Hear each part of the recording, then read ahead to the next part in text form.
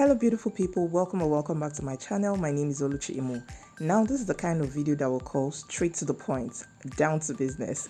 On this channel I talk about cake business, but in today's video I'm going to be showing you how to make a textured whipped cream cake. You can also call it a marbled, is it marbled? Whipped cream cake, watercolor whipped cream cake. So this is what I'll be showing you how to make in this video. Now if this is something you're interested in, I would plead with you to stick around as we go right ahead with the video. Now I'm layering my cakes and I've already prepared my super stable whipped cream. I have the recipe here on my channel.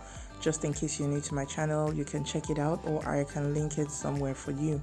So I'm just putting on my whipped cream and then layering my cake. So that's what I'm going to do and I'll be right back.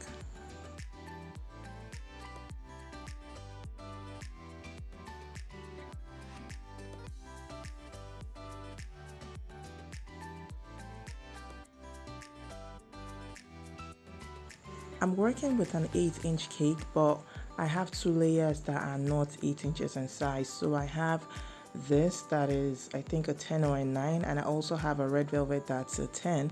So I'm just going to trim them to size and have them nicely done, and I'll be right back.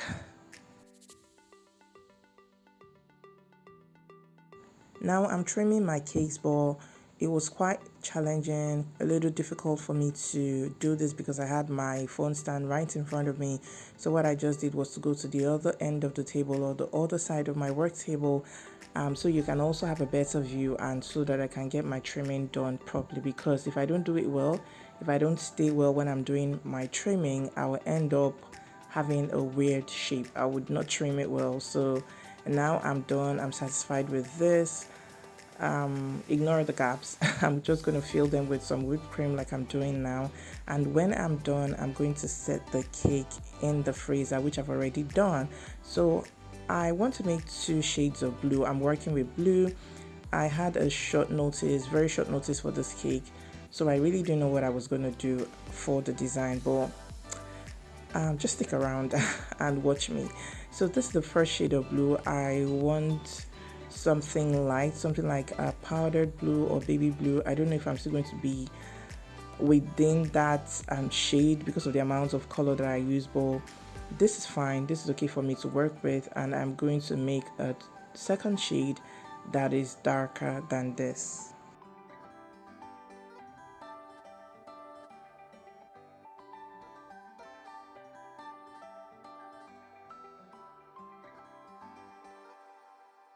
Now onto the second shade of blue. So this is it. Oops, that wasn't intentional, but I ended up having way more color than I wanted, so I'm just going to scoop it out. I had to take some out, and then I'm just going to try and blend the colors in. So that's what I'm doing right here, and I would show you what it looks like when I'm done.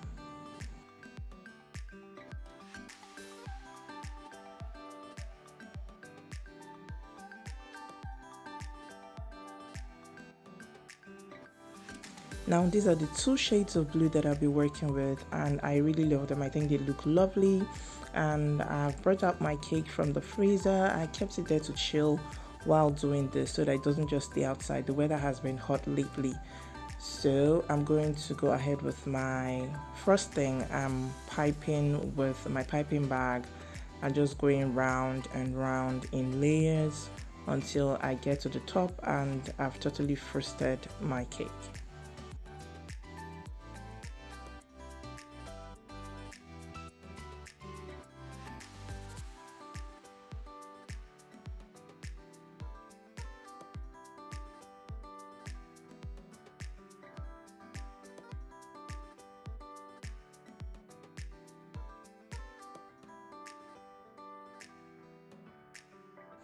Once I'm done with that, the next thing would be for me to smoothen it out. I usually like to smoothen my frosting before I go in with my bench scraper. So that's what I'm doing with my offset, just so that it's easier for me to work with.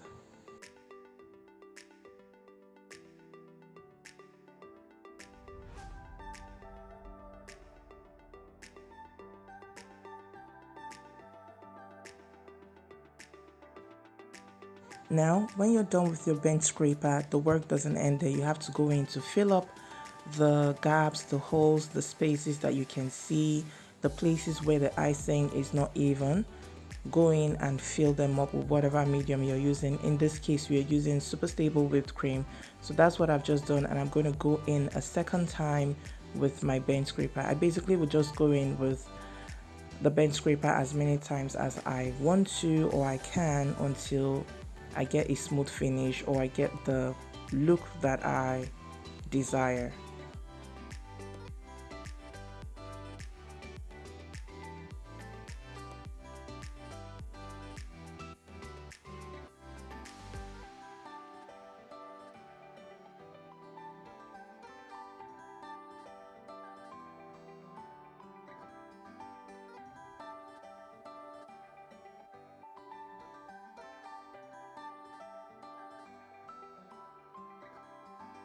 After the smoothing, I had to chill it in the freezer, and this is it.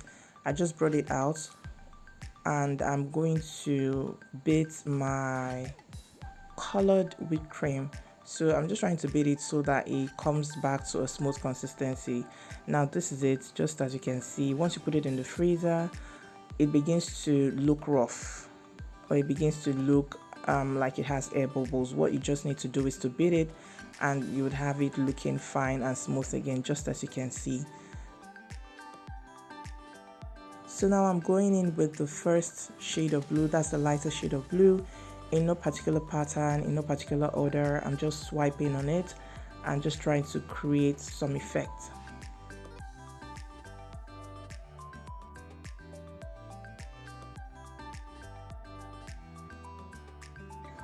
Let's just cover that spot you can see. So I want you to observe how I'm applying this whipped cream. I'm going in with very light, like feather-like strokes, just very light, so that I don't dent my whipped cream. Even though it's chilled to some extent, I don't want to dent it, so I'm just applying it lightly on the surface of my cake.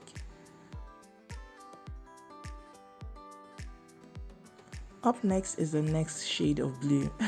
next, right? So we have the next or the deeper shade of blue, and that's what I'm doing now. Just like the first, in no particular pattern, you just want to go in the spaces where you have the white spaces and apply it. Sometimes you just want to touch it on the body of the light blue, but try and do it creatively. Try and do it nicely so that it doesn't get lost, the colors don't get lost, the pattern doesn't get lost when you start smoothing. The same thing applies here as well. When I begin to scrape or when I'm doing the smoothing, I am doing it lightly because I don't want the colors to blend. If it blends, it will not be beautiful, and I don't want that. So I'm just going in lightly for the body and for the top. I didn't like the effect the offset was giving me, so I decided to go in with my bench scraper. The offset was blending it too much, and that's not what I want, so I decided to do my bench scraper instead. I'm all done with the texturing, and this is what it looks like. Isn't this beautiful? I think it is. I know it's beautiful, and I hope you let me know as well. Let me know if you think it's beautiful. Drop me some blue hearts in the comments if you find this beautiful. So I decided to go with a light texture. I had some little finishing to do to fill in some spots, and I did that just right before this time.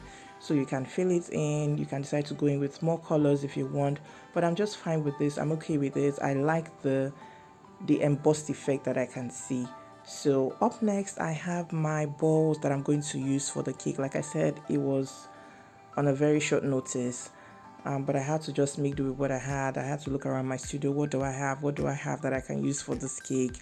But they requested for a very simple cake, and so that's what I'm doing now. I've taped the wires with my florist tape just to make it food safe. I like to tape it and not stick it directly into my cake. So this is it. I'm all done with that. And the next thing I thought of was, okay, wafer paper, rice seal or rice paper, which one am I going to use? So I settled for wafer paper, and that's what I have here. I have my alcohol, and then I have some food color, and I'm going to use this to paint my wafer paper.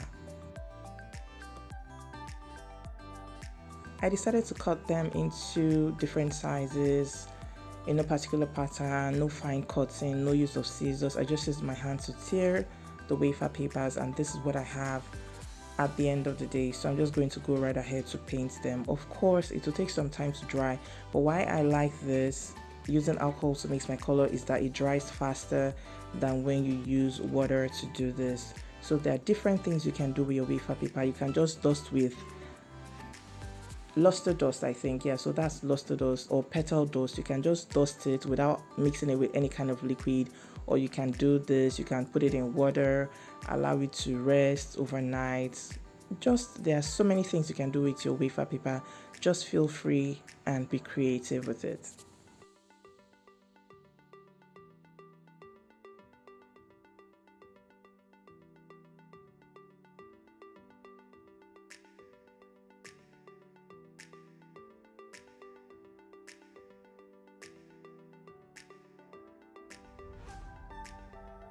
At this point, I thought to myself, I would love to have a crumpled look. I would love the papers to look crumpled. So I tried doing it, squeezing my parchment papers, but it just wasn't working. This is something I should have done before painting my wafer papers, but I couldn't hold it anymore. I just had to go in and use my hand to do the work. So that's what you can see here. And then I gave it some time to dry, like some few minutes, like some 20-25 minutes thereabout, and I had to come back to them. Of course, not all of them got dry, but I was able to get some like this that dried fast.